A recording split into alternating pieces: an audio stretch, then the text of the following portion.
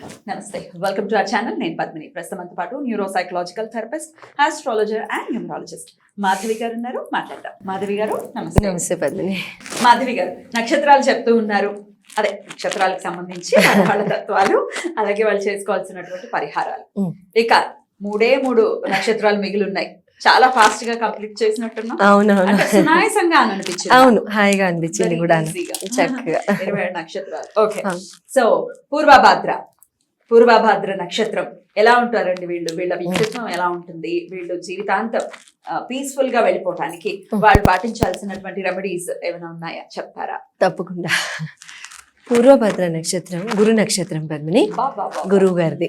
అయితే ఈ నక్షత్రం వాళ్ళు ఏంటంటే చక్కగా చాలా మంచి స్వభావంతో ఉంటారు. ఇన్ జనరల్ చాలా పొలైట్ పర్సనాలిటీస్ కూడాను.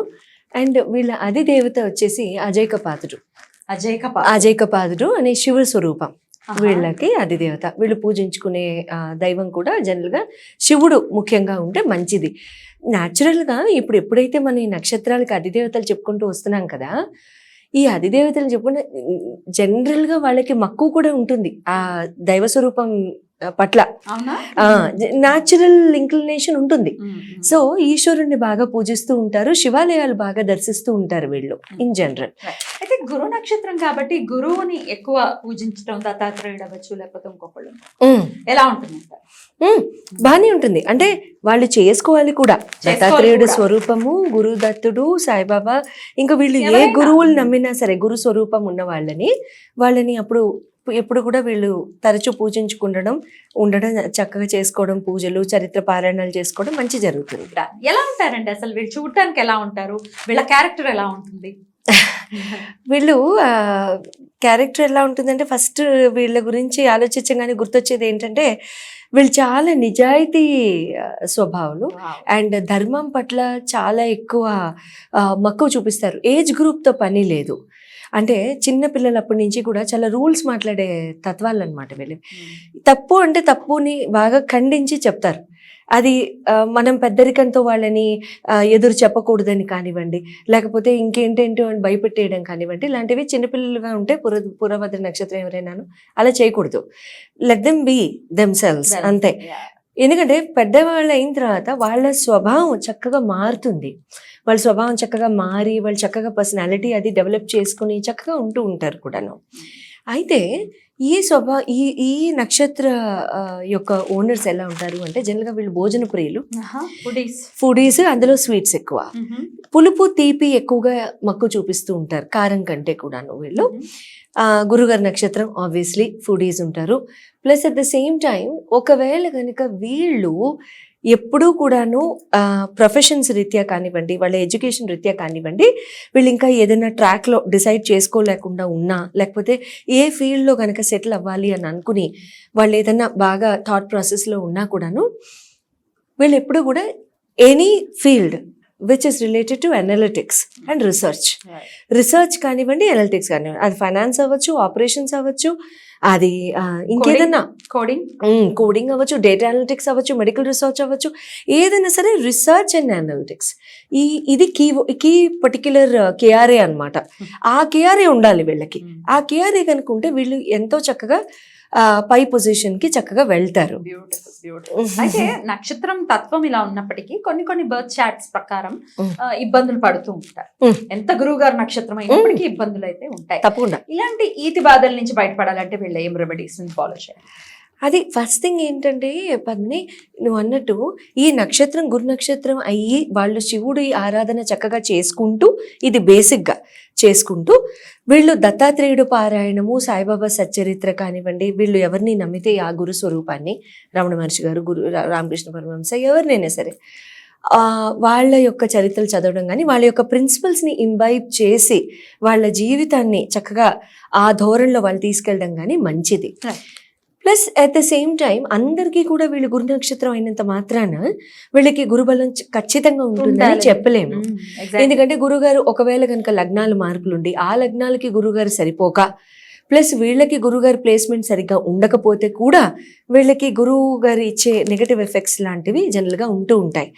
అటువంటి వాటిని దూరంగా ఉంచుకోవాలి అని అనుకుంటే వీళ్ళు ఎప్పుడైనా ట్రావెల్ చేసేటప్పుడు కానీ ఎక్కడ ఏ ఊళ్ళో ఉన్నా కూడాను ఇప్పుడు బయట ప్రదేశాల్లో ఓపెన్ ప్లేసెస్లో ఈ చెట్లు పెద్ద పెద్దగా ఉన్న చోట్ల మీకు నల్ల చీమలు ఎక్కువగా తిరుగుతుంటాయి. గుళ్ళకి వెళ్ళినా కూడా కేజీ చక్కెర ఎప్పుడు పెట్టుకోండి, పంచదార అది పెట్టుకుని ఆ పంచదారని ఆ చెట్టు మొదట్లో వేసేస్తూ ఉండండి.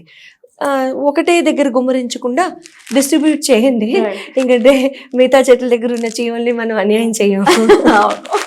అదే చేస్తూ ఉండండి, సరిపోతుంది. తర్వాత పసుపు రంగు వస్తువులు ఏవైనా సరే దానమిస్తూ ఉండండి. అది కూడా పులుపు తీపి కలిపున్న టేస్ట్ వచ్చే పసుపు రంగువి. ఎలాంటివి? ఇప్పుడు చూడండి, మ్యాంగోస్ కానివ్వండి, ఇప్పుడు ఎండాకాలం వచ్చేస్తుంది, సో మ్యాంగో సీజన్ రాబోతోంది. నారింజ, తర్వాత కమలాకాయలు ఎల్లోయిష్ ఆరెంజ్ టింజ్ లో ఉంటాయి, మళ్ళీ పులుపు తీపి కూడా రెండు కలిపే ఉంటాయి, అవి మీరు ఇవ్వచ్చు. ఇంకేదైనా సరే పులుపు తీపి మీకు ఏ థాట్ ప్రాసెస్ వస్తే, నాకు ఇవే గుర్తొచ్చాయి, సో మీకు ఇంకేమైనా గుర్తొస్తే అవి కూడా ఇవ్వచ్చు. అవి కాదండి, స్వీట్ ఒకటి పులుపు ఒకటి ఇవ్వచ్చా? స్వీట్స్ ఇచ్చి లేదా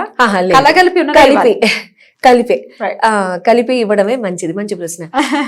తర్వాత మీ ఇంటికి పడమర దిక్కున ఉన్న శివాలయాల్లో ఎంత మీరు స్పేర్ చేయగలిగితే అంత బియ్యాన్ని భగవంతుడి నైవేద్యానికి చక్కగా అయ్యవార్లకి ఇచ్చేసి వాడుకోమనండి. ఎంత అది దానికి ఒక కొలత అనేది ఏం లేదు, మీరు ఎంత ఇవ్వగలిగితే చక్కగా అంత ఇవ్వండి. మినిమం కేజీ పావు అంటారుగా, అది మనకి ఏమైనా దోషాలు ఉంటే మనం దానాలు చేసుకుంటుంటే మనకి వచ్చే కేజీ పావు, ఎందుకంటే అది ఒక్కసారి నైవేద్యానికి అయిపోతుంది. ఎంతో మంది భక్తులు వస్తారు కదా, ఇంకా ఎక్కువ ఇస్తే మనకి మంచిదే, భగవంతుడికి దగ్గర మనం గుండెల్లో ఉంటాం.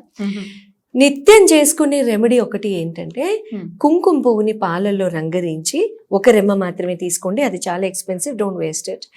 ఒక రెమ్మ మాత్రమే తీసుకోండి, అది పాలలో ఒక చుక్క పాలలో వేసి దాన్ని కొంచెం కలిపిన తర్వాత కాస్త రంగు ఉడుతుంది. అది ఆ రంగుని తలకాయ మీద సాయిబాబా అదే విభూది ఎలా పెట్టుకుంటామో మనం అడ్డగీతగా అలా పెట్టేసుకోండి. ఇన్ జనరల్ మీకు లైఫ్ లాంగ్ ఇది రామబాణం లాంటి రెమెడీ. ఈ పూర్వభద్ర నక్షత్రం వాళ్ళకి చక్కగా చేసేసుకుంటూ ఉండండి. మీకు ఎటువంటి డైజెస్టివ్ ఇష్యూస్, జనరల్గా మీకు గ్యాస్ట్రిక్ ఇష్యూస్ ఉంటాయి, ఇంటెస్టినల్ ఇష్యూస్ ఉంటాయి, అల్సర్స్ ఉంటాయి, అకాడ వాంతులు ఉంటాయి, ఒక రోజు పడింది రెండో రోజు పడదు, ఒక్కొక్కసారి మీకు కక్కిస్తూ ఉంటారు, అలాంటివన్నీ పోవడానికి మీకు ఇలాంటివి. తర్వాత ఇంకేదైనా నక్షత్ర దోషాలు ఏమన్నా ఉన్నా కూడా ఈ పర్టికులర్ రెమెడీ పనిచేస్తుంది. రైట్ అండి. అయితే ఈ రెమెడీ మీరు ఇప్పుడు చెప్పిన ఈ కుంకుమ రెమెడీ గురువు గారి బలం పెరగడం కోసం ఎవరైనా పెట్టుకోవచ్చా ఇలాగా? మళ్ళీ చార్ట్స్ స్పెసిఫిక్ పద్మిని అది, ఎందుకంటే జనరల్గా కొన్ని కేసెస్లోనే ఇస్తాము, అందరికీ ఇన్ జనరల్ కాదు. బట్ గురువు గారు చార్ట్లో నీచం ఉన్నారని తమ ఆస్ట్రాలజర్స్ కనుక చెప్పి ఉండి మీకు ఆ బలం పెంచుకోవాలంటే చెయ్యండి. కానీ ఇక్కడ సెలెక్టివ్గా ఆలోచించద్దు. నాకు అందరి గురించి బాగా తెలుసు.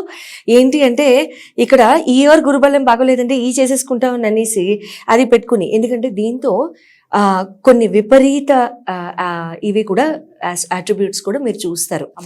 అడ్వర్స్ ఎఫెక్ట్స్ ఉంటాయి. బాడీలో ఉష్ణం పెరిగిపోతుంది, వేడి పెరిగిపోతుంది, ఒక్కొక్కసారి అకారణ హెడేక్స్ వస్తాయి. మీకు అర్థం కాదు ఎందుకు వస్తుందో, అందుకని కన్సల్ట్ చేసి మాత్రమే దయచేసి పెట్టుకోండి.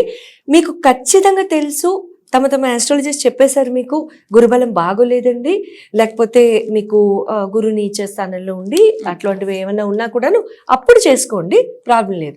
లేకపోతే గెస్ట్ చేసి మాత్రం అందరూ పెట్టుకోవద్దు, కానీ పూర్వభాద్ర వాళ్ళు మాత్రం అందరూ పెట్టుకోవచ్చు. రైట్. అయితే వీళ్ళు అవాయిడ్ చేయాల్సిన కలర్స్, వేసుకోవాల్సిన కలర్స్ ఏంటంటే? అవాయిడ్ చేయాల్సిన కలర్స్ ముఖ్యంగా గ్రీన్ పద్మిని. గ్రీన్స్ ఎక్కువగా వీళ్ళు కొంచెం దూరంగా ఉంటే మంచిది. Greens not so favourable. తర్వాత ఎక్కువగా వేసుకోవాల్సిన కలర్స్ వచ్చి ఎల్లోస్, ఆరెంజెస్, రెడ్స్, గోల్డ్, నువ్వు వేసుకున్నావు కదా దుపట్టా టైప్, అలాంటి gold, shimmer gold, glittery gold, అలాంటివన్నీ కూడా చాలా బాగుంటాయి. రెడ్స్లో కూడా కొంచెం ఆ టోన్స్ తగ్గించి వేసుకోండి. మరి బ్రైట్ రెడ్స్ వేసుకోవద్దు, మావ్స్ వేసుకోండి, మెరూన్స్ వేసుకోండి, అలా వేసుకోండి, సరిపోతుంది. అదే పూర్వభాద్ర నక్షత్రం వాళ్ళు ఆడవాళ్ళు అయితే గనక పద్మిని, దీపపు కుందులు తల్లిగారి ఇంటి నుంచి తెచ్చుకోండమ్మా. అది వెండైనా పర్వాలేదు, ఇత్తడైనా పర్వాలేదు. రాగి, స్టీల్, మిగతా పంచలోహాలు ఇవన్నీ అవాయిడ్ చేసేసేయండి. సిల్వర్ అండ్ ఇత్తడి ఈ 2 తెచ్చుకోండి. 2 ప్రమిదలు తెచ్చుకోండి. ఆ దీపారాధన కుందుల్లోనే చక్కగా ఎప్పుడు కూడా మీరు నిత్యం దీపాలు వెలిగించుకోండి. మగవారైతే మా పరిస్థితి ఏంటి అంటే మీ తల్లిగారిని అడిగి మీరు తెచ్చుకోండి. మీ భార్యలు కనుక ఇంట్లో పూజ మీ భార్యలు చేస్తుంటే వాళ్ళకి ఇచ్చేసేయండి, వాళ్ళు చేస్తారు. లేదా మీరే చేస్తుంటే కనుక అందులోనే కంటిన్యూ చేయండి. తర్వాత ఇంకొకటి ఏంటంటే మీరు పూర్వభద్ర నక్షత్రం యొక్క ఓనర్స్, మీరు ఆడవారైనా మగవారైనా కూడాను ఈశాన్య మూల ప్రతిరోజు 9 ఒత్తుల దీపము ఆవు నేతితో పెట్టి చక్కగా అక్కడ దండం పెట్టుకోండి. చాలా మంచిది. దీపానికి చక్కగా కుంకుమ, పసుపు, అక్షతలు, ఒక పుష్పము ఉంచండి. దీపానికి నైవేద్యం కూడా ఒక బెల్లం ముక్క చక్కగా ఎప్పుడు నివేదించండి. ఎప్పుడు కూడా పూజ చేసేటప్పుడు మన దీప ప్రమిదల్లో మనం దీపాలు వెలిగించేటప్పుడు దీపాలకు కూడా మన నైవేద్యం పెట్టడం ఆనవాయితీగా పెట్టుకోండి, మంచిది. రైట్ అండి. అవాయిడ్ చేయాల్సిన డేస్ అంటే ముఖ్యమైన పనులు చేయాలి అనుకున్నప్పుడు ఏ రోజుల్లో చేస్తే బాగుంటుంది, ఏ రోజుల్లో చేయకుండా ఉంటే బాగుంటుంది? ఏ రోజుల్లో చేస్తే బాగుంటుందంటే గురువారం ఇన్ జనరల్ మీకు బ్లెస్డ్ డే. గురువారం రోజు మీరు చేసుకోవచ్చు, తర్వాత సోమవారం చేసుకోవచ్చు, శనివారం చేసుకోవచ్చు. ఈ 3 రోజులు ఇంపార్టెంట్ పనులు ఏమైనా ఉంటే మంగళవారం, శుక్రవారం, బుధవారం అవాయిడ్ చేయండి.